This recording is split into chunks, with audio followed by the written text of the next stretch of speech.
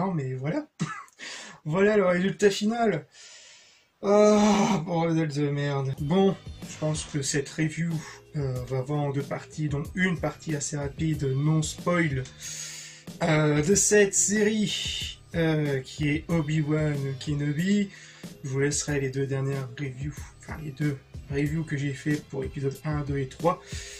Un review assez finalement partagé, assez colérique, pour des raisons d'incohérence scénaristique en rapport avec le 4, même si on va revenir plus tard bien sûr.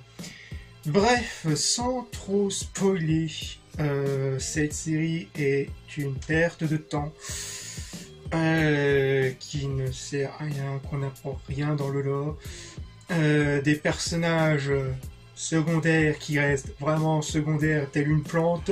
Si vous croyez que les inquisiteurs ont un rôle là-dedans, non, surtout pas, aucun. Même pas le grand inquisiteur, qui font plus figure de plante à Vador qu'à trop chose. La nouvelle inquisitrice Reva, qui nous est représentée comme une badass qui n'a peur de rien et qui est une obsession face à Obi-Wan, qui au final a une narration totalement à chier, faut se le dire. Une rédemption totalement claquée au sol, une trahison qu'on voyait à 10 000 km.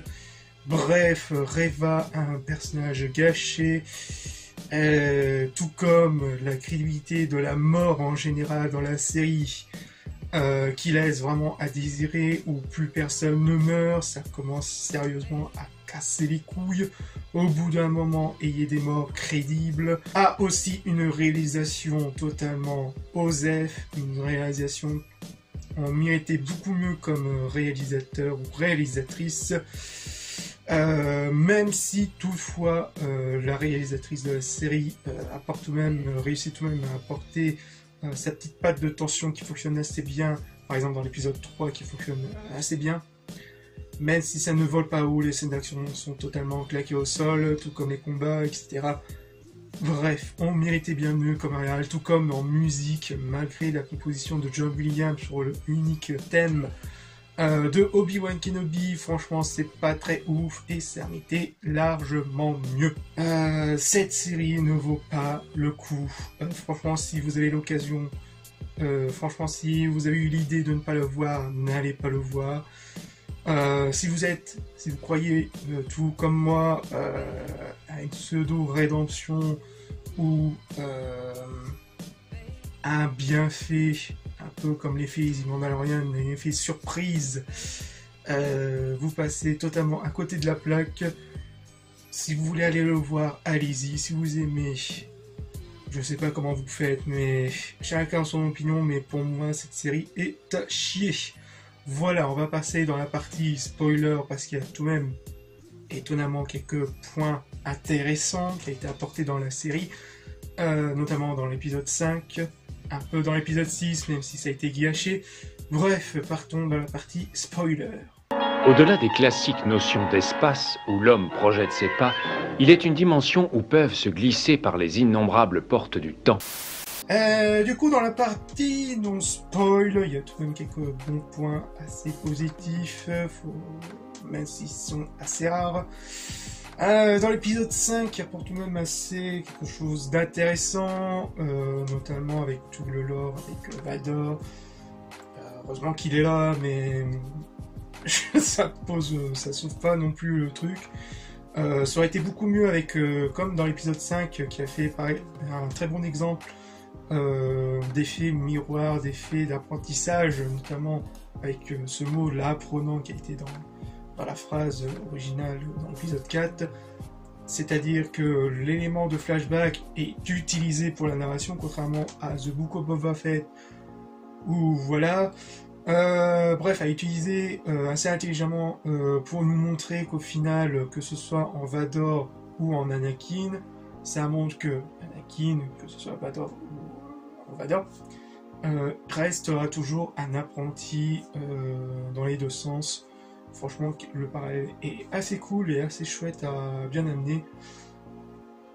Autre point assez positif qui aurait pu être un bon point, malgré un gâchis, malgré c'est totalement un gâchis, c'est dans l'épisode 6 quand, bon, on va ignorer totalement la cohérence du combat, hein, qui n'aurait pas dû lieu, mais enfin bref, c'est admettons, je laisse ça de côté, ok, même si c'est toujours filmé avec le cul, le combat reste intéressant, même si Obi-Wan aurait pu se laisser passer pour mort face à Vador qui est devenu le maître, donc là ça aurait pu coïncider, on va dire ça entre guillemets, avec la fameuse phrase, mais non, faut que Obi-Wan revienne lui foutre une branlée, et on nous refait la même scène avec de l'épisode 3 de la prélogie, avec un pseudo-mélange de la série The Clone Wars face à Dark Maul, avec le fameux Kenobi. Quand je parle aussi de crédibilité, je vais revenir sur la crédibilité de la mort. Quand tu te fais transpercer, c'est bon, tu meurs. Hein. Au bout d'un moment, comme je l'avais dit, soit dans l'épisode 3, ou je pense que c'est dans l'épisode 3, où ayez des morts crédibles, bordel. C'est là, au bout d'un moment, on n'y croit plus. Hein. Tu te fais transpercer, c'est bon. Tu survis en fait au final. C'est un peu comme le personnage de Reva. Tu la vois en train de se faire percer par Anakin, qui au final, elle a survécu, tu sais pas comment, mais tout va bien, voilà, tout va bien, avec un petit pansement mercurochrome, tout va bien. Tu la vois en train de se faire retranspercer une seconde fois par Vador. Osef, tout va bien, je remets un pansement mercurochrome, tout va bien, Inch'Allah. Tout comme l'Inquisiteur. Pourquoi le faire tout ça pour essayer de rattraper avec le truc de rebelle, mais sauf que ça ne fonctionne pas du tout, on n'y croit plus vraiment à la mort. La mort n'existe plus dans l'ère de Star Wars, de Disney, car tout le monde est joyeux, tout le monde est gentil, et tu peux devenir méchant comme gentil, et gentil comme méchant. Enfin bref, un monde bien bisounours qui me casse sérieusement les couilles. Bref. Sinon, le personnage de Leia, bon, on peut dire que c'est aussi un petit bon point positif, même si j'en demande pas plus. L'acting de la petite actrice fonctionne assez bien. On connaît tout de même quelques traits caractères qui va forger Leia au fur et à mesure. Bon, d'accord, faut se l'avouer que la scène du kidnapping est un vraiment running gag à oublier, tout comme la scène dans l'épisode 4 où Obi-Wan et l'autre nana et Leia se cachent. Mec, t'as un putain de gros manteau et on voit une grosse bosse et on voit la petite. Au bout d'un moment, je sais pas qu'est-ce qui se passe, mais parfois il y a beaucoup de moments où c'est beaucoup de facilité scénaristique, notamment qui tombent vraiment en ridicule. Ah oui, je vais revenir aussi un peu sur la rédemption de Reva où on sentait venir aussi sa trahison. On nous a déjà fait le coup avec Fallen Order. Au bout d'un moment, 2 fois, c'est... Encore, ça fait beaucoup, là, non, quoi. C'est... Puis la pseudo-fin, là, oh là là là là là, qu'est-ce que c'est que ça? Elle aurait pu mourir, hein. Ça aurait été beaucoup mieux. Elle aurait pu mourir dans l'avant-dernier épisode, ça aurait été beaucoup mieux. L'autre personnage qui m'a assez impressionné, qui est aussi bien réussi, enfin, plus ou moins réussi, c'était le personnage de Tela, qui était assez intéressant. Bah justement, je refais le wagon avec ce fameux épisode de Solid Snake de Metal Gear, du pauvre. Bref, le personnage de Tala était assez cool, sans plus ni rien. Bonsoir à tous, c'est Nicolas du futur. Alors, je ne sais pas si cette partie sera dans la zone spoiler, mais je pense qu'elle sera dans la zone spoiler parce qu'il y a tout de même quelques petits points que je voudrais ressouligner là-dessus. Notamment en termes de personnage de Leia, où ça apporte tout de même une certaine incohérence en plus, parce que dans l'épisode 4, elle fait confiance à Obi-Wan Kenobi parce que c'est une connaissance de son père, donc elle lui fait totalement confiance. Tandis que là, dans la série, si on rajoute la série, c'est pourquoi elle le dit pas. Enfin, si une personne lambda suit Star Wars dans ce sens-là, pourquoi lors de l'épisode 4, pourquoi elle dit pas parce que vous m'avez sauvé la vie dans l'ancien temps. Dans l'ancien temps, Voilà. Voilà, vous avez tout compris.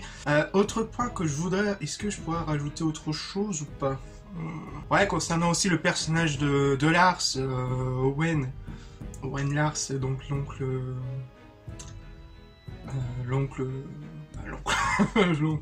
de Luke.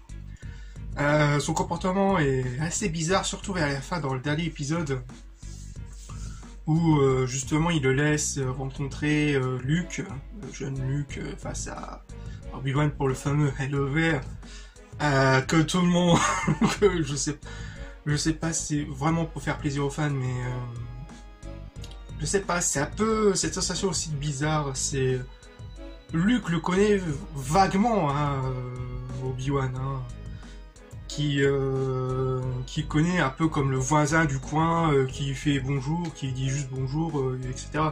Qui reste assez étrange, comme dirait son oncle, qui lui apporte que c'est un personnage assez étrange, qui vit dans le désert, c'est un fou.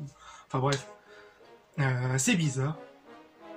Qui le laisse vraiment prendre le premier contact comme ça, alors après tout ce qui s'est passé avec la fameuse intrigue avec Reva, c'est un peu bizarre de ce retournement qu'il lui fasse confiance après, alors que voilà quoi. C'est un peu bizarre. Et le troisième combat à la fin, je voudrais rebondir sur le troisième combat à la fin, notamment quand il y a, comme l'avait dit Padawan HD avec notamment, je crois que c'est DG, dont je suis assez d'accord avec lui, où il y a une certaine idée de ce mélange de voix qui fonctionne assez bien entre Anakin et Vador, qui peut apporter quelque chose, mais comme je l'ai dit bien plus tard, ou comme je l'ai dit bien avant, ça dépendra où est-ce que je la poserai, je pense que bien avant, c'est que ça ruine le truc, encore une fois, ça ruine encore la boucle, cette fameuse phrase de la boucle entre l'élève et l'apprenti. Sinon, vraiment, en termes de décoration, c'est vraiment pas terrible, hein.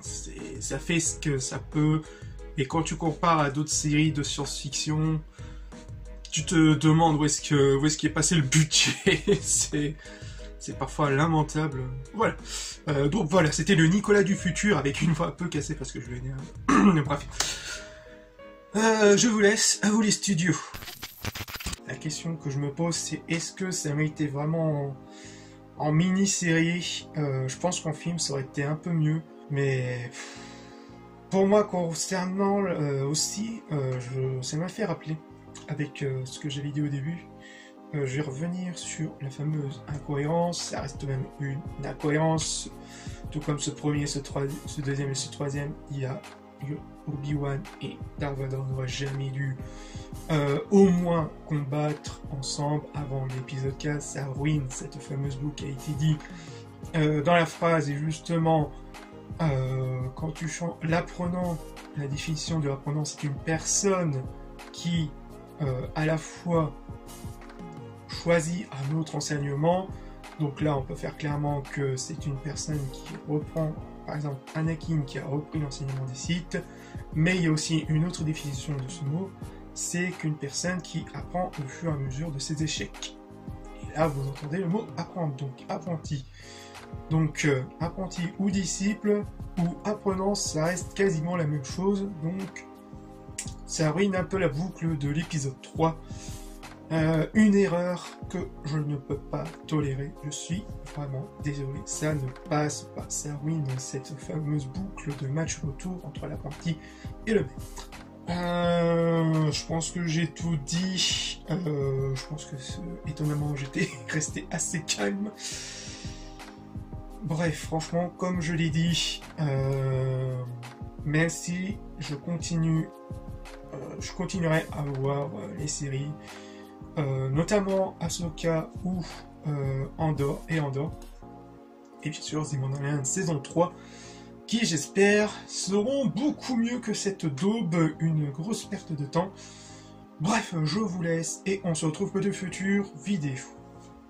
Peace.